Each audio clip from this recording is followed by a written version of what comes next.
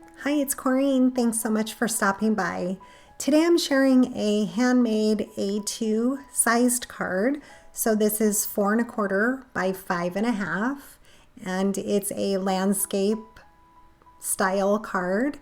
I am using the scrapbook.com grip mat. This is great to kind of hold your paper in place if you're ink blending. And I cut several pieces of Bristol Smooth cardstock. I also pulled out some Distress Oxide inks in Stormy Sky, Faded Jeans, and Uncharted Mariner. I'm using a blending brush, a large blending brush that I got from Amazon. This is the first time trying it out, and that day is the first time. If you can see up in the top left-hand corner, I've already blended a piece of cardstock, and I was really happy with these blending brushes. So I'm just using the 3 colors going back and forth from lightest to darkest, and I do go over my panel 3 or 4 times just to make sure that I get a good blend. And if it doesn't look like a good blend after you've gone over it a couple times, just set it aside, let it dry, and you'll be surprised on how smooth it turns out. So I am using a little bit of a sticky note to kind of keep my fingers out of the ink. And although I use the same blending brush for all the blues, when I'm going from the darkest to the lightest, well, actually I think I'm doing it with every color I go in between. I'm just kind of quickly wiping it off on my microfiber cloth there, just so I don't contaminate my ink pad too much. Not that it really matters if you're going from blue to blue, but when you're using the dark to the light, I don't like to get that on my ink pad.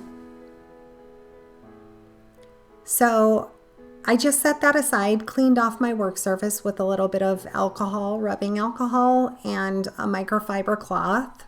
I did give those time to dry, and when I came back to it, I cut out a piece of thick cardstock, 120-pound Accent brand cardstock from White.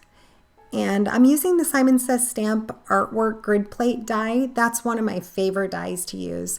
So I did cut that out, and I'm actually going to save the white piece for another card. And now I'm cutting out my card panel itself. The panel actually is a little bit bigger than 4¼ by 5½ because I do trim it down here. So now that I've cut that out from the ink blended panel, I start popping those out, and then it's right about here that I realized I wanted to keep them in order. So I just kind of put them back in order. And the piece that I cut out from the thick white cardstock, I'll be using to inlay on my card itself. So those don't go to waste, and I love the little bit of dimension that it gives them. So here's where I'm just kind of putting them back in place, so when I glue them back onto my card, I can keep the color consistency the way it should be. So here is my card base. Again, that's from that same brand, Accent. It's 120-pound. I get that from Amazon, and the card is cut to 4¼ by 5½. I love that it's a thick card base, so it just feels good when you hold it. It doesn't feel too top heavy with the card being thin. So I'm just going to reopen that up, use some green masking tape to kind of tape it to my work surface. That way it's not moving around when I try and glue it down. And to glue it down, I'm just going to use some Barely Art Glue in a fine tip bottle. This is my favorite glue.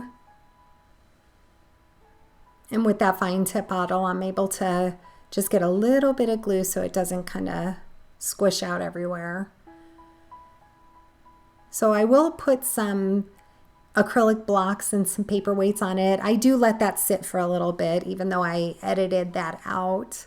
And now I will just use my reverse tweezers to kind of keep my hands out of the glue, and then add those thick white pieces behind it.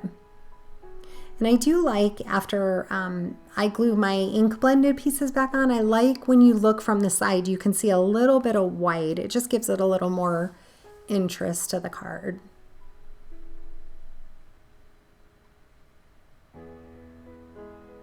So I'm just trying to line those up, glue them down. I do give them a little bit of time to dry.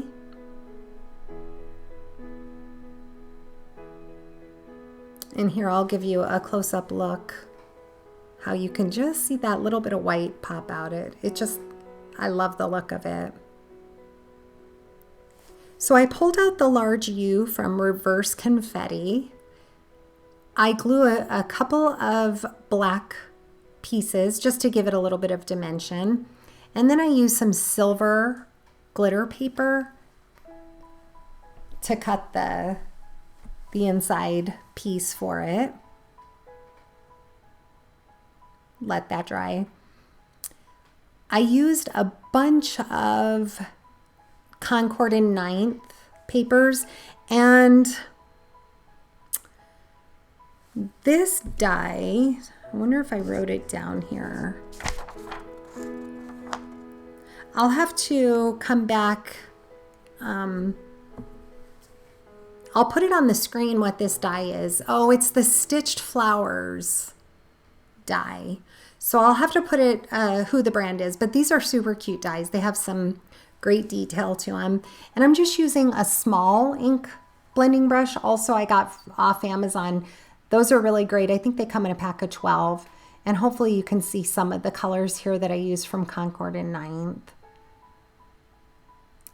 I don't have all of them in the large ink, so that's why I had to pull out the ink cubes.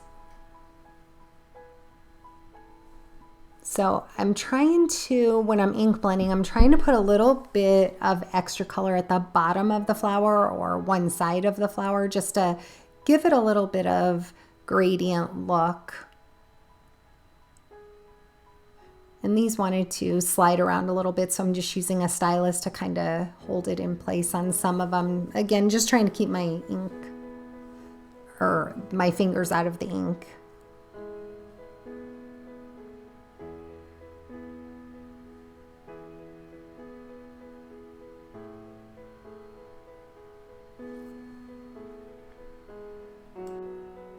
So I just paused the video for a second and I went and looked. The die set I'm using is by My Favorite Things, Stitched Garden dies.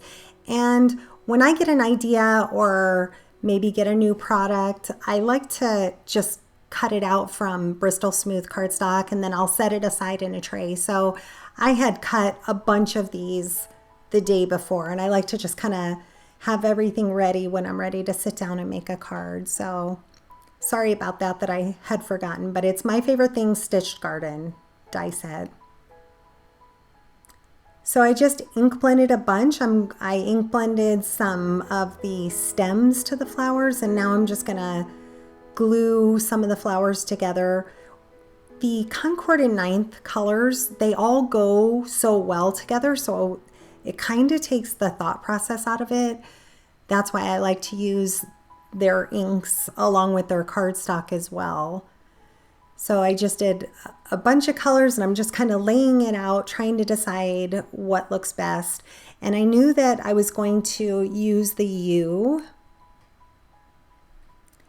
I was going to make this into a birthday card, and I really wanted to use this birthday script sentiment. I don't end up using that. I'll save that for a different card. So but I did set it in place to kind of work around the flowers around it.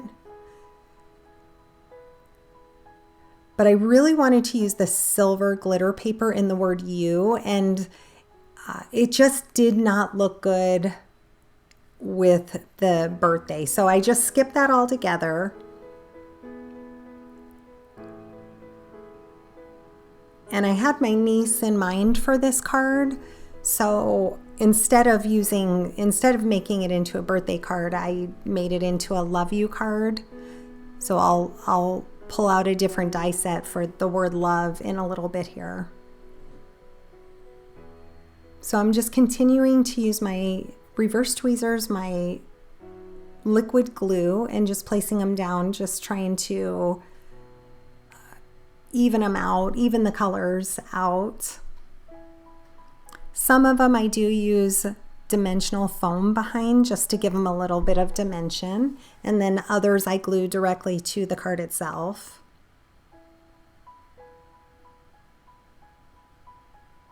So I came back the next day, and that's when I decided to change this from a birthday card to a love you card.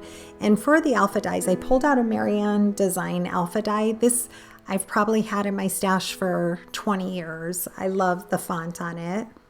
So I'm using a sticky mat and gluing, I think 3 or 4, I believe I did 4 layers. I don't show it all on camera because it's so redundant, but I did 4 layers of the black cardstock just to give it a little bit of lift because that U has dimension to it as well.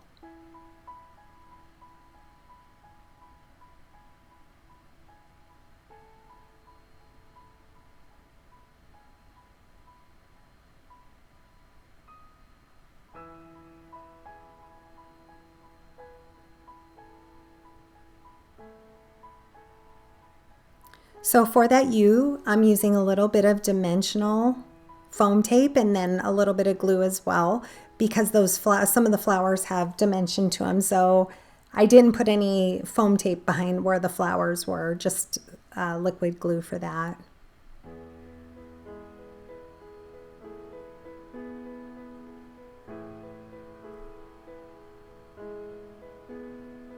And then I'm going to glue down the word love with just a slight curve in it.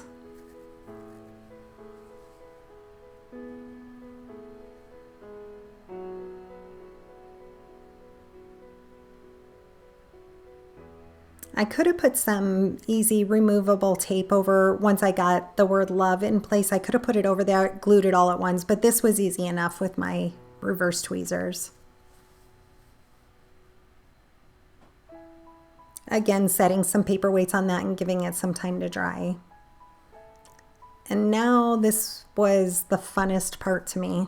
I don't know, is funnest a word? I'm not sure, but I pulled out a bunch of enamel dots and glitter dots. Like these here specifically I got from the Dollar Tree a long time ago.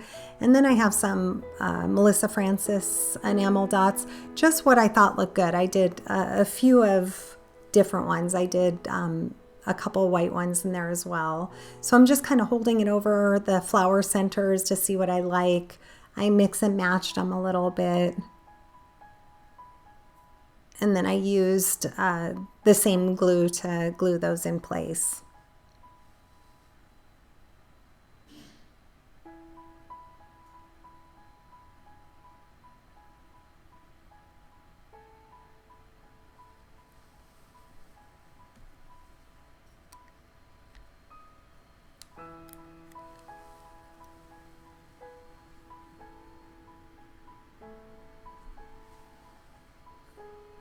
Besides adding some to these flower centers, I also tucked a few around the flower cluster as well.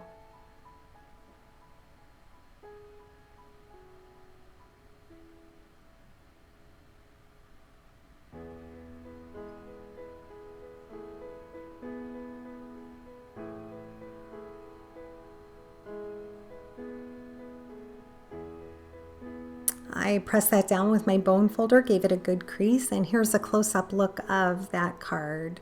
This was super fun to make, and I've already sent it off to my niece. She loved it. So I hope you enjoyed today's project. I would love if you took a moment out of your time and subscribed to my channel, left me a thumbs up, and a comment would really help as well. Thanks again for stopping by. Have a great day.